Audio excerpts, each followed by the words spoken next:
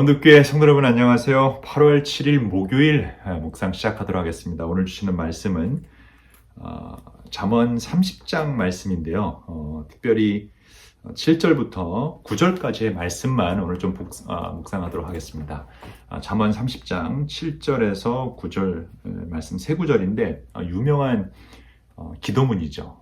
잠언에서 나오는 제가 봤을 때 제일 유명한 기도문 같고요. 그리고 우리 그리스도인들이 외워야 할 기도문 중에 하나인데요. 그리고 매일 우리가 드려야 될 기도라고 생각하는데 저에게는 주기도문, 그 다음에 겟세마네 동산에서의 기도, 그 다음에 중요한 기도가 저는 이 기도라고 생각하는데요. 한번 제가 세 번역으로 선포해 드리겠습니다. 30장 7절부터 제가 선포합니다.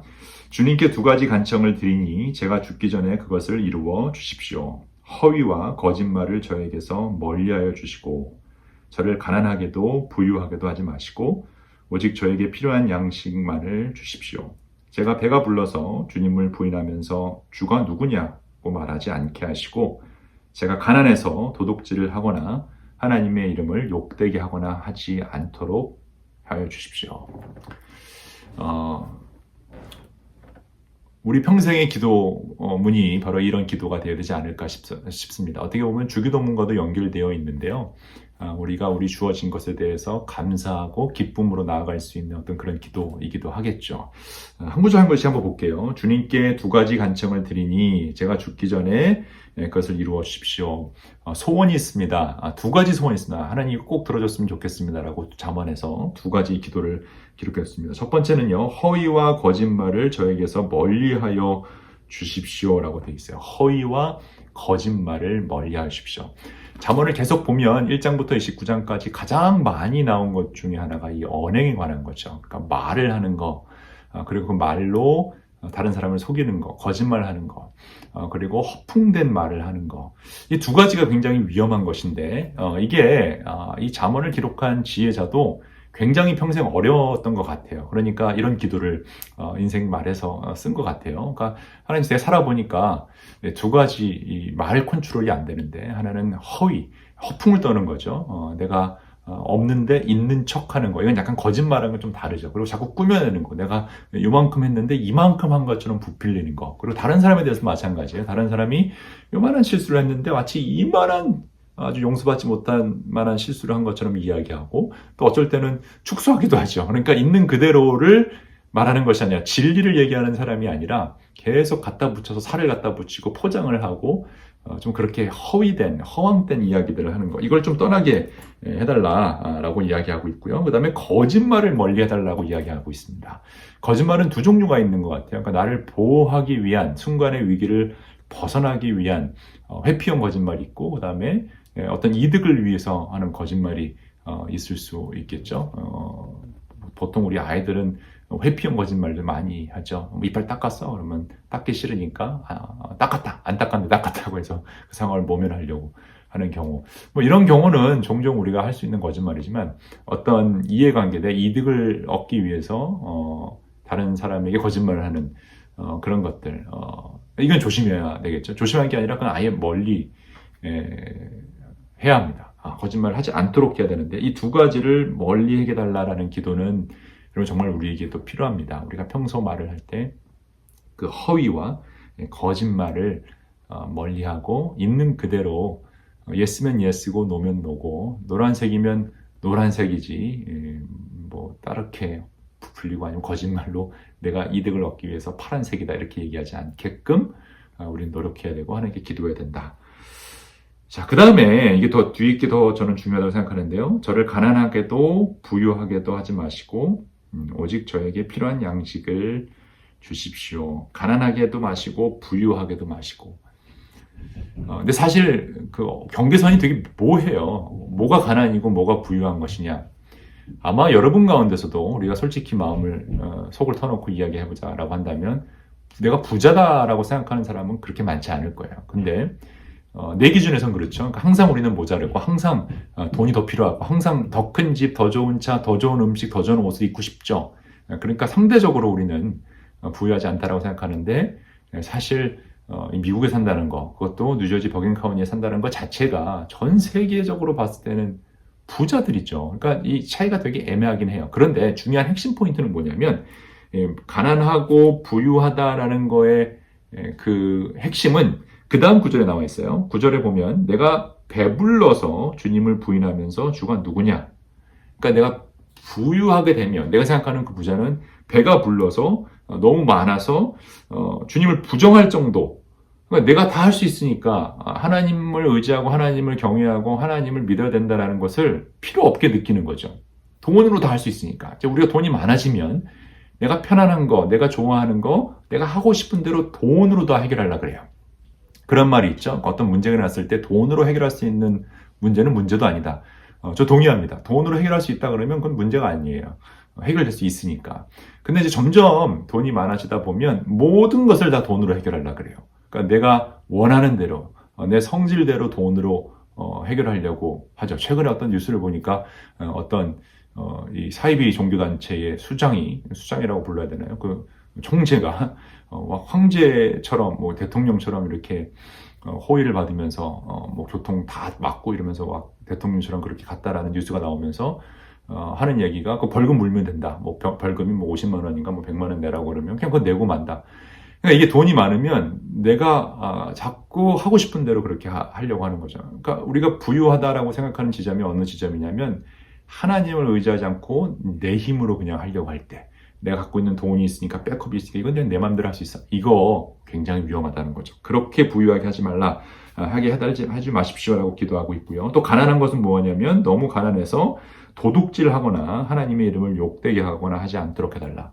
그러니까 도둑질할 정도로 가난한 거를 말하는 거죠. 그러니까 지금 내가 이 마켓에 가서 가격표 보지 않고 내 마음대로 홀푸드 가서 살 수 있는 그런 그렇지 않으면 난 가난하다 이렇게 말하는 게 아니라 도둑질할 정도로 가난한 거. 그거는 정말 피해야 된다라고 피해다게 해달라고 지금 얘기하는 거죠.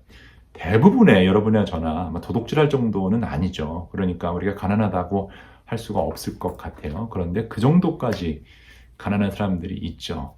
그런 사람들이 이런 기도를 할 수 있게끔 사실은 우리가 또 그런 통로가 되어 주어야 된다라는 거. 이 세상에 그렇게 힘들게 사는 사람들이 사실 있죠. 그러니까 도와줘야 되는데 이 기도가 결국은 가난한 사람, 부유한 사람 그 중간 어디에 우리가 있게 달라는 것보다 그만큼 하나님과의 관계가 중요하니 돈이 많아서 배가 불러서 주님을 부인하면서 누가 주님이냐 내가 주인이다 라고 하지 않고 또 하나님을 욕되게 하는 사람, 믿는 사람이라고 하는 사람이 그렇게 못 살아서 그렇게 가난해서 도둑질할 정도로 그렇게 되지 않게끔 하나님의 관계, 하나님과의 나의 관계가 너무 중요한 그런 상태를 만들어 달라는 거잖아요. 그러니까 여러분 우리가 이 기도를 매일 기도하면서 매일 성령님께 우리가 물어봐야 합니다. 이게 딱 틀이 있는 게 절대 아니에요.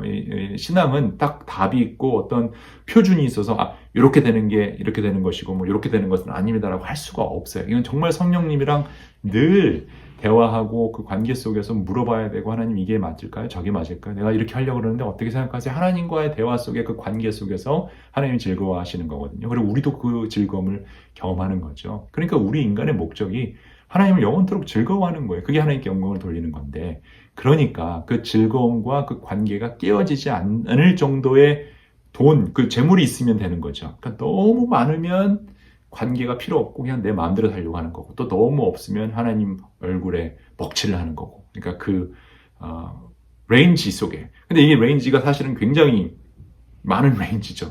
여기 있을 수 있고 여기 있는 사람들이 충분히 그걸 감당할 수도 있고 또 여기 있는 사람들이 감당할 수 있고 그러니까 이게 어디에 있는 것이 중요한 게 아니라 이 레인지 속에 있으면 하나님과의 관계를 유지하고 그 안에서 하나님을 즐거워할 수 있고 이 세상 살아가는 게 정말 재밌고 신나고 하나님과 함께 동행하는 삶 그 어디나 하늘나라라고 고백할 수 있는 그 정도의 레인지에 살고 있다면 우리가 지금 그 레인지에 살고 있잖아요.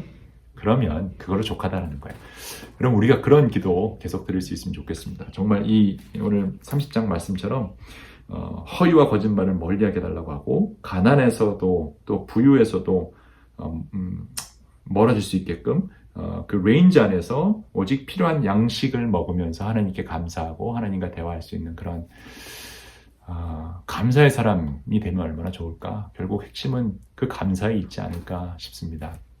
저는 여러분 모두에게 우리 온도 성도 여러분들이 너무 가난하지 않고 너무 부유하지 않고 그 레인지에 어디에 속했든 하나님과의 깊은 관계 속에서 마음껏 하나님을 즐거워하고 오늘 하루를 즐거워하고 여러분에게 주어진 그 가족을 즐거워하고 여러분에게 주어진 시간과 일과 모든 것을 감사할 줄 아는 감사의 사람 되시기를 주님의 이름으로 축원합니다. 같이 한번 기도하겠습니다.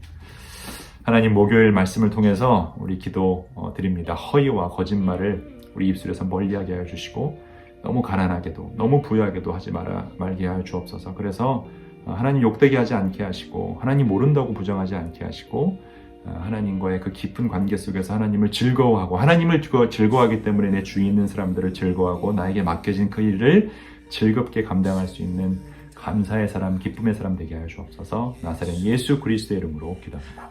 아멘. Light on, do good. 오늘 하루도 감사하며 시원하게 화이팅입니다.